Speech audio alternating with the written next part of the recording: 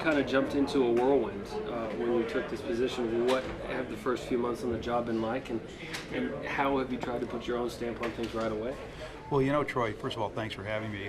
It's interesting that you mentioned whirlwind. That's a term I've used a lot. That's exactly right. I knew there'd be no honeymoon in this job and I'd have to hit the ground running. But in fact, it's been very gratifying because we've made some progress already on a lot of initiatives that are really important to the conference. We think that we've got a really bright future. I knew this conference had vast potential. It's already realized a lot of it over the years, obviously, but it has even more now, especially with the new schools coming in football, including Boise, and we're obviously very excited. But I've rarely seen, I've observed the conference scene for many years, obviously, and I've worked with conferences at CBS when I was at CBS, and there probably has rarely been a situation where a new commissioner did come in and had to deal with so many different things. It just happened to be a crossroads period for the Big East, and there's just a lot of things to deal with and address, and we're doing that, and we're doing it, I think, successfully. What's the area where you think you've made the most impact so far? Well, first, I think in part of it has been in talking to the media and making clear that we really are an outstanding conference in all respects. Our men's basketball, top to bottom, I think is the best in the country. Our football is top 6 conference, absolutely, and it's going to get even better. And I made the point that we've added some great new schools that people probably had not fully appreciated what we'd done, and so consequently that was important to get the message out, and I think that's probably one of my biggest contributions at this point. I've really been relentless in talking about this, and I think I've had empirical evidence to back up what I've been saying. The second thing is getting access to the top tier of the bowl system has been a real priority. I think we're on the way to doing that with the 7th game that you've heard about and read about. We're talking about now it would be a contract bowl involving the Big East on one side, along with potentially 4 other conferences, but we think the Big East is likely to be the team that would be in that game most years. This year is a perfect example. We have 4 teams, if you would count Boise, in the top 25. Rutgers won again today. They're 7-0. We expect to be in that game, and that was important because that game will be a system bowl game. It'll have semifinals, national semifinals. It's the top tier of the bowl system. The Big East really needed to have access to that game, to a game like that, and that was one of the real priorities. And then we've obviously got other things we're addressing. We're looking at divisional alignments in football. I have to decide that fairly soon, probably by mid-November. Then we have to develop a schedule. We also have to figure out, Notre Dame has indicated that they'd like to have some talks about possibly leaving a little earlier. By our bylaws, they would play 3 more seasons in the Big East. Jack Swarbrick and I have had some good discussions. He's the AD at Notre Dame, good friend of mine, very amicable. We don't know whether anything will come of that, but we'll talk about that. So there are plenty of other things we're doing as well. So it's been hit the ground running. It's all been good though. I've enjoyed it immensely. This conference has a really bright future. I wouldn't have taken this job if I didn't think so. Are you any closer on the divisions? I know that's something that people have kind of been wondering, but how close are you, and what do you maybe prefer to do in that aspect? Yeah, we're starting to get closer, and when I say starting, we're going to have to get closer because we don't have a lot of time. But I've studied it. We have a couple of ideas in mind. There are several ways you can go. You can do an east-west, you can do a north-south, you can do a mixed alignment, looking at all of them. But my goals have been, from the very beginning, to minimize travel, to make sure we keep some natural rivalries, and to make sure that the divisions would have clear identities. I think sometimes you see divisional play where there's not a clear identity. You're not sure who's in this division or that division. So that's one of the issues with mixing teams up. But also, our priority, because we're a national conference now in football, and as you know, we have a wide geography, we want to make sure that we minimize travel, that we make it easier. It's all about the kids. We want to make it easier on the student athletes. We don't want them traveling all over the place constantly. And I think we can do that. I think there are ways to do it. And if you look at our alignment, we've obviously got some Western teams with San Diego State and Boise now. We've got the 2 Texas teams. And we've got Memphis on the Mississippi. We've got Louisville and Cincinnati, which are not really, obviously, Eastern teams as much as our others. So we've got a way to figure this out, and we've got a pathway. And once we do by mid-November, then teams will know what their schedule is, home and away, but they just won't know when the dates are, and that'll come later. Our schedule will probably have to be finished by around February for TV. So divisions by mid-November, hopefully. And when would the schedule come out then? December? At that point, it may not be that early. It may be sometime closer to January, and then finalized for TV probably sometime either in first quarter, whether it's January or February. Could we have a template by December? Even when you come up with something, you have to get it approved by your athletic directors and your presidents. You want to make sure everybody's happy. We'll get input once we decide on some things. I want people to be happy. I think it's important that you communicate with all your schools, that you try to understand what every school's concern is. As you know, we'll be a 12-team conference next year. We have Navy coming in 15. We obviously don't want to be a 13-team conference. We'd rather have a 14 team. We don't know what team that will be, and we don't know when that will be. But I think at this point it's really educating everybody to our goals in this alignment, and trying to figure out the best setup, not only for the teams but also for exposure. Because obviously people have come to the Big East because it's a conference of opportunity. We're giving people an opportunity to play at the absolute highest levels, and we want to make sure it's a good experience for them. You have about a week or 10 days left in the negotiating with ESPN. Do you think you'll get a deal done with them, or do you anticipate going out to the open market? Yeah, we're in an exclusive negotiating period with ESPN and with CBS. CBS has football, and CBS Sports Network has some Olympic sports and some women's sports. So we're talking to all of them. I can't make a prediction, but I do know this. We've engaged ESPN from the beginning. We've had some good conversations. We've talked about different kinds of packages that we could potentially do. We've talked about different kinds of exposure that makes sense. As you know, ESPN has a lot of platforms. It's a complex process, but the discussions have been good. We hope to get something done with them, certainly, because they're a great partner. We grew up with them. They grew up with us. CBS has been with us for a long time as well in basketball. We've got a lot, we've had a lot of interest expressed publicly from other networks, as you know, and there is a lot of interest in the Big East, and why wouldn't there be? We span 4 time zones. We can do a football game from noon to 2:30 in the morning. We're in major markets across the country, and really, really significant markets. We also have obviously really good teams. We have teams that are well known. We have branded product.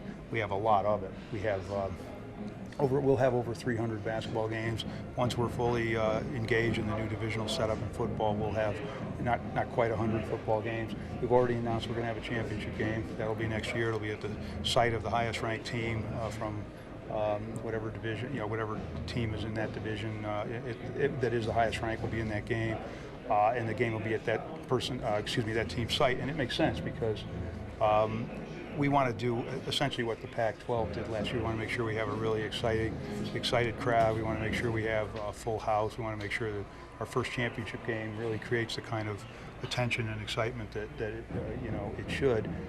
So that'll be another very important part of our TV negotiation. In fact, that we will have a championship game. So again, to make a long story short, I can't make any predictions, but we've engaged our partners. And I think in the end we're hoping to get something done. And we don't know what kind of package we'll do yet, and we don't know in terms of whether we would do some other packages that our partners would dovetail with. We don't know. We're talking to them. We haven't ruled out a Big East network at some point, but we're going to talk to our partners about that. We've engaged them on a lot of different levels. Digital networks are going to become more and more important. Digital rights are important. But our goal has been essentially twofold: to make sure we get financial security for our conference and give our schools the resources they need. That's critical. And also to make sure they get the exposure they need. A school like Boise is joining the Big East because we play football at the highest level. They can play a national schedule. They will have access to the highest tier of the bowl system. But also, they want to make sure that they get the kind of national exposure that the program can go even further. This program is already terrific, but now it's our job in this negotiation to provide various platforms and as much national exposure as possible. That'll be one of our sub-goals in terms of all this. On the 7th bowl, would you guys be locked in then? Obviously top 4 is different, but would you guys be locked into that game, or if you had a team that's 5, 6, 7, could they get into one of those other games, maybe play a better opponent? No. Our champion would go to this bowl game. This would be our bowl. What the commissioners have done, they've created 2 kinds of bowls at the highest level of the system. And when I say highest level, I call them system bowls. They will have semifinals. If they have national semifinals, they're at the highest level. Our game will have national semifinals.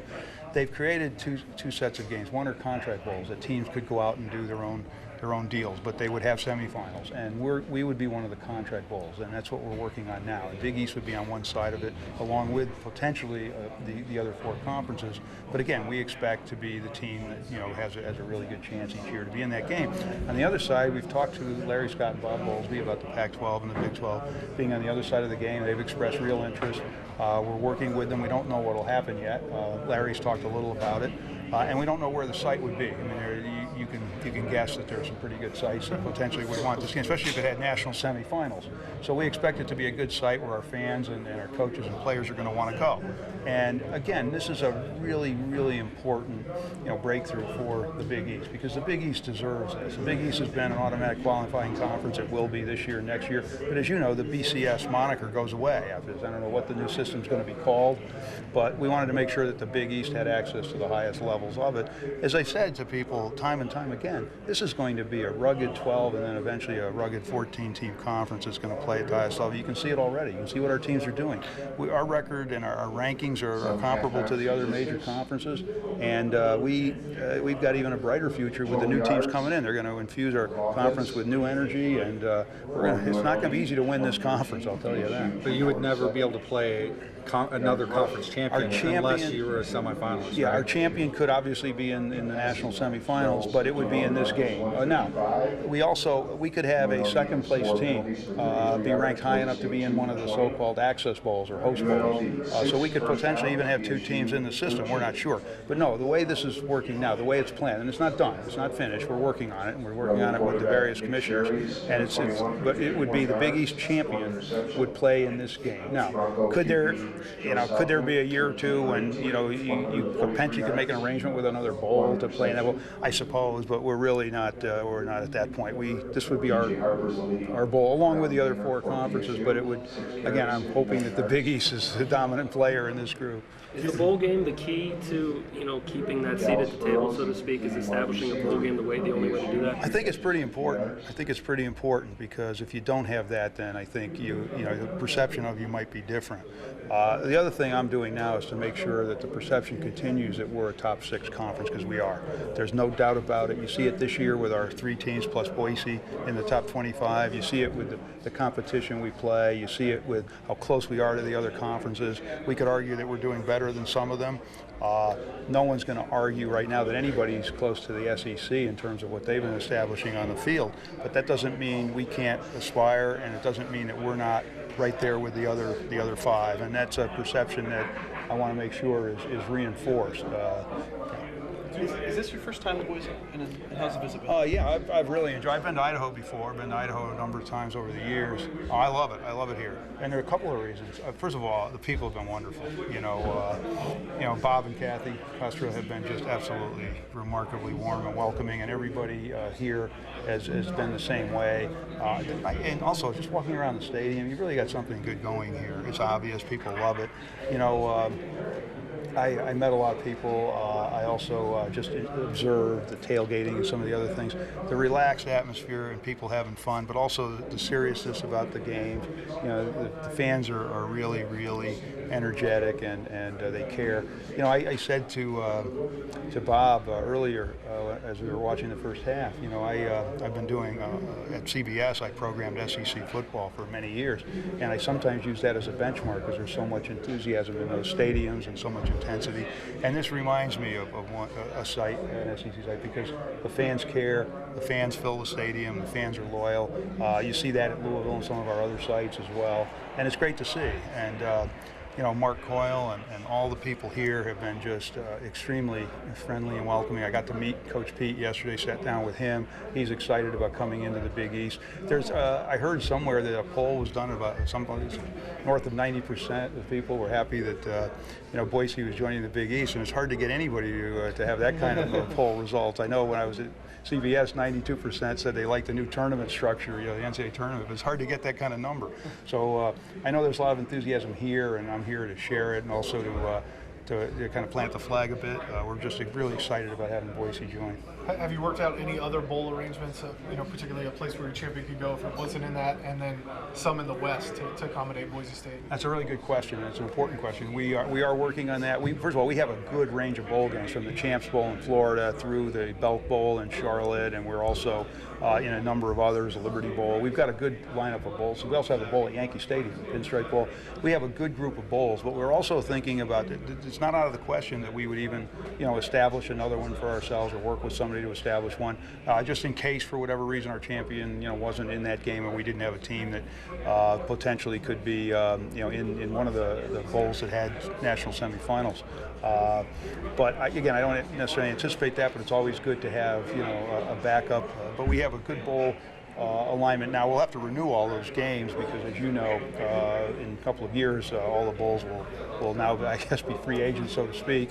But we expect to have, again, we think because of the nature of our conference now, the national scope, the markets we're in, the teams we have, that we'd be attractive to the bowls. I don't think there's any doubt about it.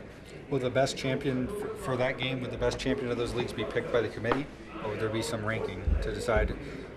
For the Big East, Mountain West, Conference USA, Sun Belt representative. The way that's going to be, what we anticipate, it's not settled completely yet, but everybody's in agreement that it would be the poll that will be used by the National Selection Committee that hasn't been formed yet. You've heard about it, and that's going to be another interesting discussion among the commissioners as to how that's going to be structured, how that committee. But that committee will rank teams according to strength of schedule, or according to all the things that typically are used in the BCS poll. But it'll probably be even more sophisticated, and more emphasis will be placed on whom you play. It'll be a lot like the NCAA basketball committee, where they put a real premium on playing tough non-conference games.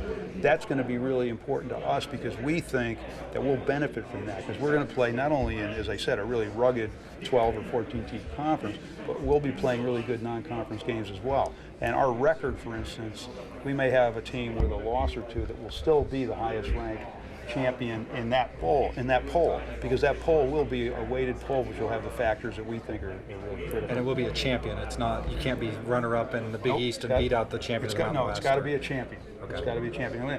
And we stress the fact that champions have been given preference over the years in this system, and they will be given preference even in the national semifinals. As you know, that is one of the criteria that will be used, whether you're a conference champion or not. It's not the only one, obviously. They're going to use the rankings.